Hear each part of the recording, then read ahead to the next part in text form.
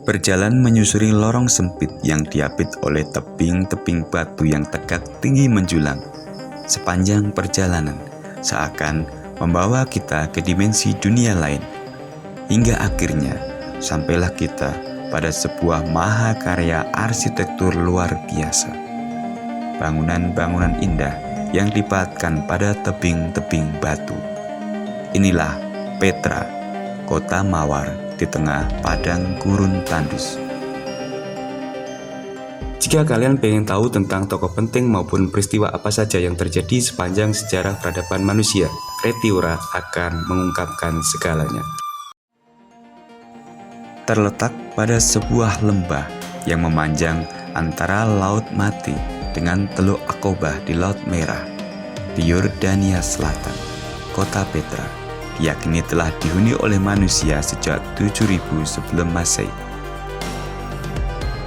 Orang-orang Nabatea yang merupakan bagian dari bangsa Arab nomaden diperkirakan telah menjadikan kawasan Petra sebagai pemukiman dan pusat kebudayaan mereka sejak abad keempat sebelum Masehi.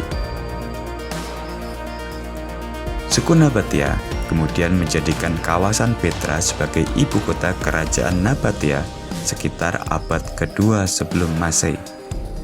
Kawasan Petra kemudian mulai berkembang dengan pesat dan mencapai masa keemasannya sekitar abad pertama Masehi, ditandai dengan dibangunnya bangunan Al-Kasneh yang diyakini sebagai makam Raja Nabatea Aretas IV. Letak kota Petra yang begitu strategis di dekat jalur persimpangan perdagangan kuno yang menghubungkan antara Mesir dengan Suriah dan India dan dunia Arab dengan Roma dan Yunani, menjadikan kota Petra berkembang dengan begitu pesat. Bangsa Romawi kemudian mulai menguasai kota Petra sekitar tahun 106 Masehi dan mulai mendirikan berbagai bangunan termasuk beberapa gereja. Kota Petra mulai mengalami kemunduran seiring dengan ditemukannya jalur perdagangan laut yang mulai menggeser keberadaan jalur darat. Dan kota Petra benar-benar ditinggalkan oleh penghuninya akibat sebuah gempa bumi hebat yang mengguncang kawasan Petra di tahun 363 Masehi. Seiring waktu, kota Petra mulai ditinggalkan oleh penghuninya, kecuali oleh beberapa suku pengembara yang memilih untuk tetap bertahan di kawasan ini. Fakta ini tentu saja langsung mematahkan anggapan seorang orientalis Kanada, Daniel Don Gibson, yang menyatakan bahwa Nabi Muhammad SAW dilahirkan di kota Petra. Mengingat bahwa kota Petra mulai ditinggalkan oleh penghuninya sejak terjadinya gempa besar itu. Ribuan tahun kemudian, kota Petra ditemukan secara tak sengaja oleh seorang pengelana berkebangsaan Swiss, Johann Ludwig, di tahun 1812 Masehi. Sejak itulah, kawasan Petra kembali menarik minat dunia. Kunjungan wisatawan terus meningkat dari tahun ke tahun. Diperkirakan tak kurang dari 1 juta jiwa mengunjungi kawasan kota Petra setiap tahunnya. Kawasan Petra sendiri terdiri dari beberapa bangunan-bangunan indah yang dipahatkan pada tebing-tebing batu berwarna merah muda, sehingga terlihat begitu anggun dan eksotis. Diperkirakan ada lebih dari 600 makam di kawasan Petra ini, sehingga menjadikan kawasan Petra memiliki makam yang lebih banyak dibandingkan dengan lembah para raja di kota Luxor, Mesir.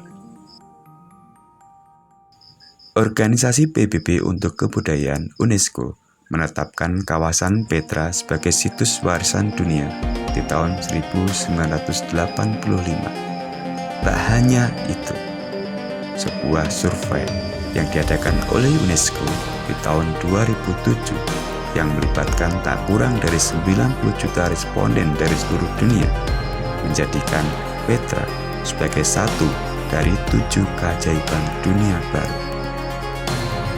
Hal ini tentu saja semakin menarik minat lebih banyak wisatawan untuk mengunjungi Petra yang terletak sekitar 200 km di sebelah selatan kota Amman, ibu kota Yordania. Salah satu ikon dari kota Petra adalah bangunan Al-Kasneh yang begitu indah memukau. Selain keberadaan beberapa makam dan sebuah amphitheater, yang begitu menarik dipahatkan pada batu-batu cadas. Kehebatan dari orang-orang Nabatea dalam memahat batu-batu cadas menjadi bangunan tempat tinggal yang begitu indah sungguh luar biasa. Tak hanya itu, suku Nabatea juga dikenal sebagai ahli dalam sistem drainase. Terbukti mereka bisa mengembangkan sistem hidrolik untuk mencukupi kebutuhan air di kota Petra. Keberadaan Petra sering dikaitkan dengan suku Madian, umat Nabi Syuaib yang membantah dan membangkang perintah Tuhan yang kemudian diazab. Hal itu mungkin ada kaitannya dengan gempa bumi hebat yang terjadi di tahun 363 Masehi dan menghancurkan peradaban Petra. Tentang benar atau tidaknya, Allahu a'lam bishawab. Apakah yang dimaksud dengan kota yang diazab Tuhan itu adalah Petra atau adakah kota lainnya?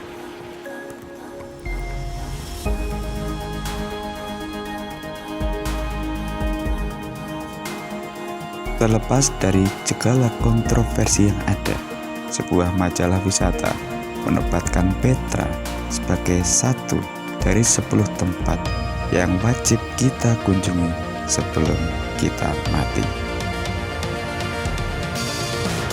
Sebagai sebuah bangunan yang telah berumur ribuan tahun, maka kini Petra mengalami satu ancaman serius yang diakibatkan oleh pelapukan, banjir, dan erosi, sehingga keberadaannya pun semakin mengkhawatirkan. Keberadaan Petra dengan segala peninggalan budaya dan arsitekturnya yang luar biasa menjadi satu pembelajaran bagi umat manusia bagaimana sebuah peradaban dibangun mencapai masa kejayaannya kemudian kembali meredup. Inilah sebuah kehidupan.